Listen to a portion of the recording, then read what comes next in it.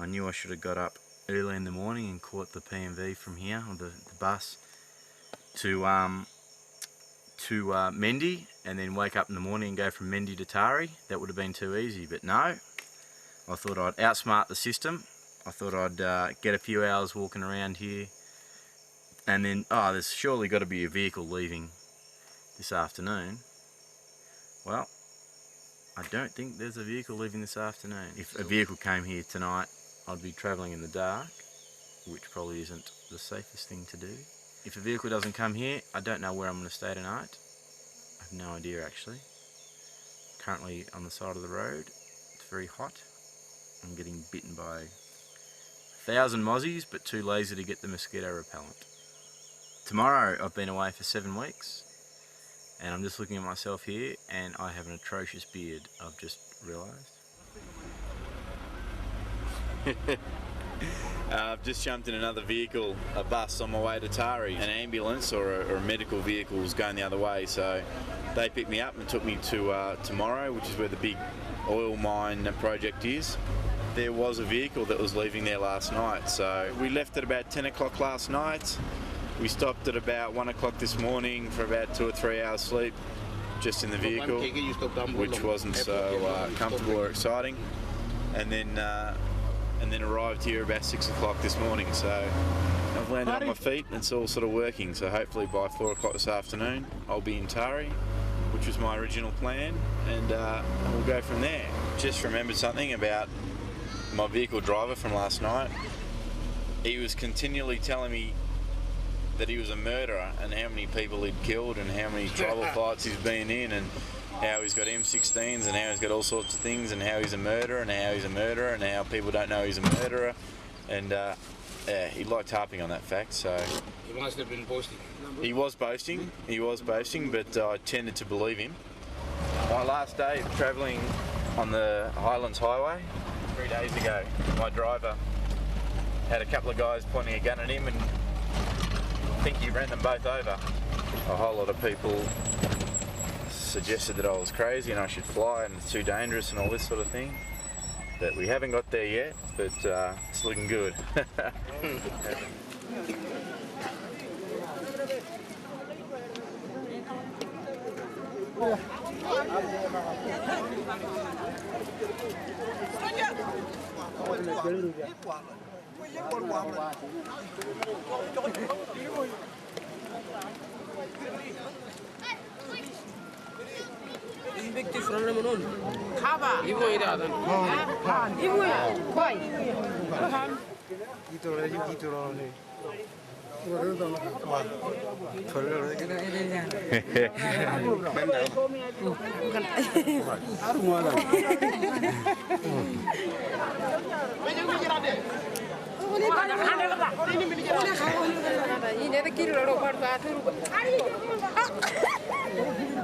Aged 10 or 11, Huli boys traditionally leave home to enter the bachelor school.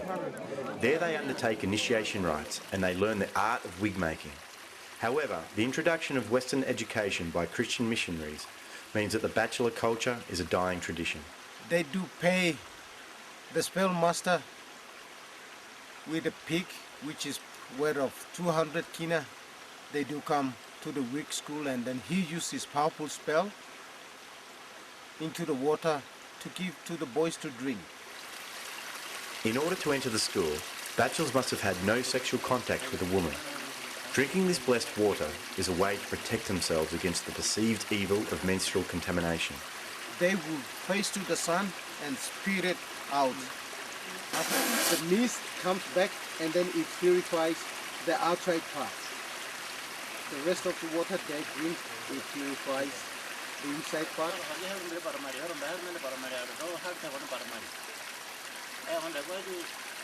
He will use his second spell on that fan in his hand.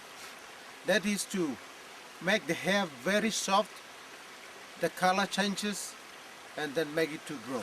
They have to water the hair 3 times a day. And then the spell master does inspect the hair within 6 months. See if your wig, whether your hair doesn't grow or your hair becomes lousy, full of lice, it breaks off, the color never changes, and then he will say that you are not following up to my rules. And then it doesn't matter you pay the 200 kina, but you're going to be kicked back to the village. Really? And you can't come back? You can't come back. They protect the hair by combing with a fan comb. You wouldn't believe that.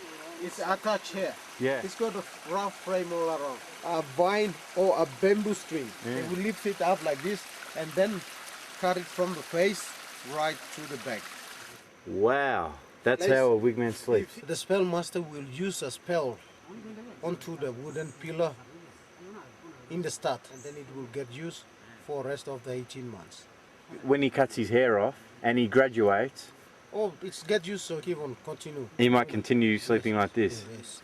After 18 months, the first or everyday wig is cut off and the process started again. Two of these are combined to form a ceremonial wig, which is worn at graduation and traditional sing-sings. What about if a white man wanted to become a wig man? It's going to be complicated with the sweet potatoes. The nails wouldn't be good for you. If you want to come to the wig school, it will be complicated because you would do a lot of work to provide your meals, to chop firewood, work at the farming area. Anyway, that's okay. You do learn how to fight and then become a hero of the clan fighting. Land is the thing which we own, and a woman is the second main thing. That is, pig is the valuable for the hoolies. Mostly hoolies spend most life on these three main things. These three main things are in order. The land first. Man, woman, pig. Ah, fantastic. There.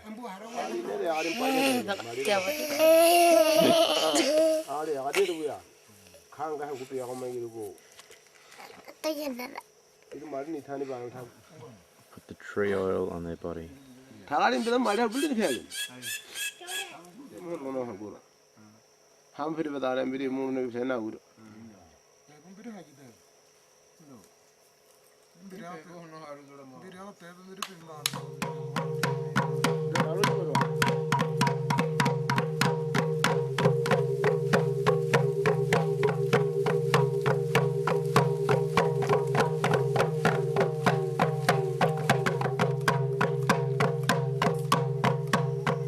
Warrior wigman sing performing like this when we had a war between two different tribes, and if we win the fight, we do the sing to make other enemies upset or angry. They are really hunters, very good hunting in the rainforest, and they found this bird. This is Ragana bird of paradise, the red one. It is the symbol of the nation, the country. In the front of the money, you will see the bird of paradise, and also in the parliament in Port Moresby, they have the symbol, or in Papua New Guinea flag, it is the bird of paradise. Somebody believes that it's a carved one, carved wood or mud or something, but this is not. It is a hair and string. So these two of the daily wigs can make one whole ceremonial wig like this. And this is the yellow paste, the yellow clay from the ground. And the cassowary quill, some necklaces and chopsticks. Yeah, this is the oil from the tree, Tisako tree oil. So, and also the pig's tail, he records the pigs, how much he has been killed in his life. And the hornbill big is the bird, and the pig's tusks, the bows. That is the tail of the regular bird of paradise. So this is the ass grass. Ass grass. Yeah. Possum's leg is here, Josephine lorikeets. And the young boy there, it is a snake skin, colorful snake. They take the skin and put it in a bamboo frame and using for the forehead. Arame agua. Thank you. Wearing a woolly wig, and the idea is that this has been made by two wigs. One's grown on the head for about 18 months, and then the wig's cut off and put aside, and it's the everyday wig. And then you grow your hair for another 18 months, then you get the first wig, and then you put that on top, but upside down, and then you mix the two together, and that forms this wig somehow. And if I could play the kundu drum, I'm sure we could even do a bit of a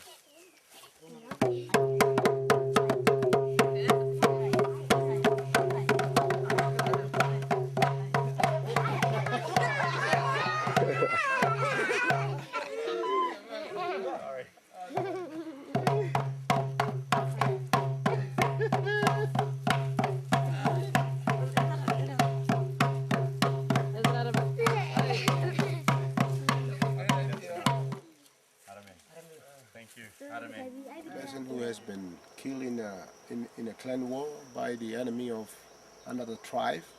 This is the warrior's grave, holy warrior's grave. And the widow sees a white clay and long grass skirts, and another one, his daughter. If she didn't do these things on her body, then her husband will recognize that she is still alive.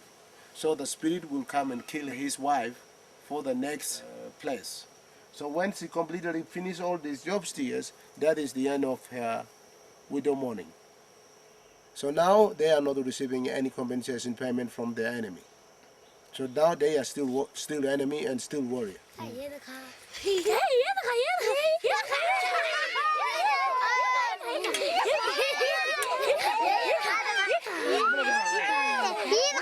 Alright, we're going for a walk. The first stop is a village where apparently an elderly man died last night and there's a funeral going on, so not too sure how comfortable I feel here, but we'll see. Oh Lord, I'm not sure I'm ready for this, but I didn't quite expect the body to be laid out, but it is.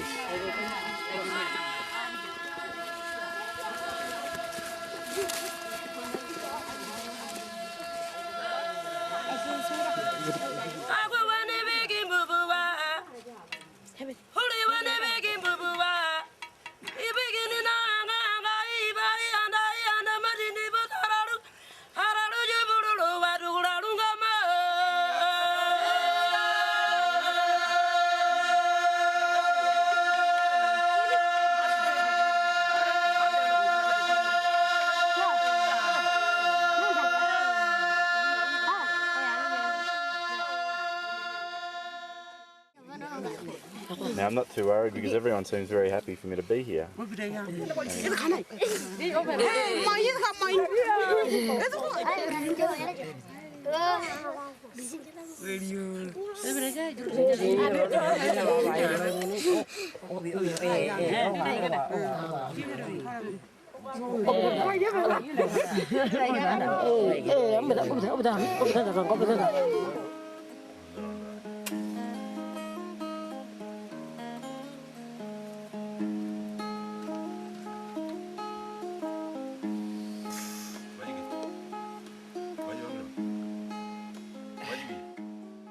We never live together with a man and a woman in the same house. Women live in a woman's house and men live in men's house. Women, they look after themselves, like food, firewood, water, and they look after the pigs and children. And the boys, over 6 years, they send the boys up to the men's house, and men look after the boys. And like any afternoon with the boys, after a couple of beers, the subject turns to sex, but this is sex with a bit of a different spin on it. The woman gives the sickness to the man, and she is having a period, and we do the sex with the woman. The blood from the woman coming to the man's womb or stomach. We live separate, and the woman and the man want to look for the baby. They hid themselves in the bush, and they do the sex for 4 days in a week, and if the woman stops bleeding, it means that she is expecting mother. And then have a new baby born, another 4 or 5 months, and then look for another baby again. So why don't you sleep in the same bed with the woman? It's like a fire and water, or day and the night. It can't mix together. If the day is day, Yeah. the night is night. And the man is man and the woman is woman. Don't have to meet together and sleep together in one house. But it can be fun. I don't think so. You're not doing it right. No, not to me, not to holy people, not only me, but holy people. Don't know about the hairdo. But yeah, showing that we've just come back from the bush, so we're going to go and head back in, get some brekkie. We're walking across the bridge, and the whole bloody thing gave way in a landslide. All the ropes broke here, and if it wasn't for Albert yelling, "Go fast, go fast, go fast," I would have ended up in the water, my friends, which wouldn't have been fun and games. Whew. Bridge over troubled water. Or is it troubled bridge over water?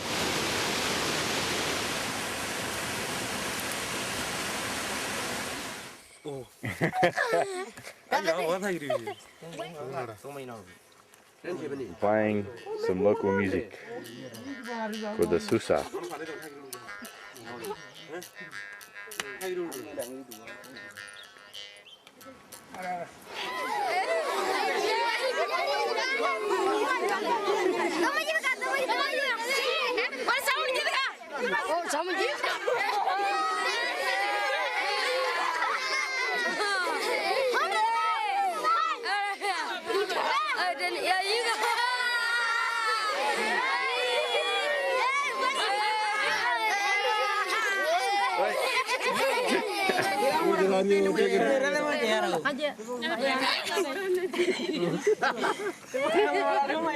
think the plane was meant to leave at 9 o'clock to Mount Hagen, and then from Hagen catch the plane tomorrow to Vanimo in the Sepik.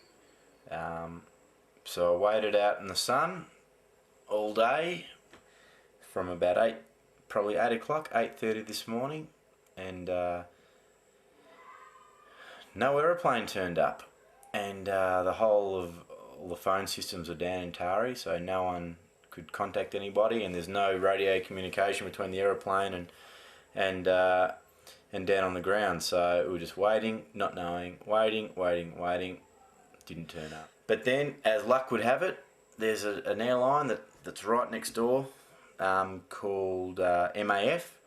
And believe it or not, tomorrow morning at about 9 o'clock, they've got a flight that leaves from Tari here and goes via a couple of stops and ends up at Vanimo. So I had the pleasure when I was sitting down waiting to meet Father Sam, who's from Arizona in the States. But he's been in Papua New Guinea for 45 years and been in Tari for 9 years. And got chatting to him, and then when the flight didn't turn up, and I told him that I was going to do some work in a Catholic mission and so forth, he is treating me to a bed at the guest house here. Electricity comes on at 6 o'clock. Hopefully I can shoot off an email to the mission and let them know that I'm coming. I haven't been able to do that. Been trying for 3 weeks to get onto email, but no email and basically no electricity up here in the Highlands. So the sun's shining and I'm happy because my plane's arrived. Very excited. Life is good. So Papua New Guinea, the land of the unexpected. Yeah. I love it. Well, the plane's landed at the first stop, which is Lake Copiago. Where in the world could you get a welcoming committee like this?